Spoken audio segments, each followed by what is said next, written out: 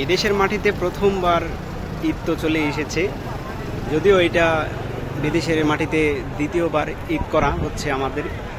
আর আজকে আসছিলাম একটু ঘুরতে, এখন ঘুরতে এসে মার্কেটে ঢুকে গিয়েছি। তো এখানে প্রচুর পরিমাণে মানুষ আছে, যা বাংলাদেশি মানুষের অভাব নেই। এটাকে বাংলা বাজারই বলা হয় মালয়েশিয়াতে। আর আশপাশে প্রচুর দোকানপাট এবং মানুষ অনেক কেনাকাটা করছে ঈদের আমেজ তো ভাই, বাঙালি বলে কথা, আমরা মুসলিম, সেহেতু আমাদের বছরে একটা ঈদ আসে, সেহেতু আমরা এখান থেকে আমাদের মনে অনেক আনন্দ থাকে। 30টা রোজার পরে আলহামদুলিল্লাহ ঈদ চলে এসেছে, এখন কেনাকাটা করছে মানুষ ঈদের জন্য। আর এরকম বাংলাদেশের মতো এখানে সেম একদম বাংলাদেশের মতোই মার্কেটগুলোতে প্রচুর পরিমাণে ভিড় হয়, যা বেশিরভাগ মানুষই থাকে এখানে বাংলাদেশি।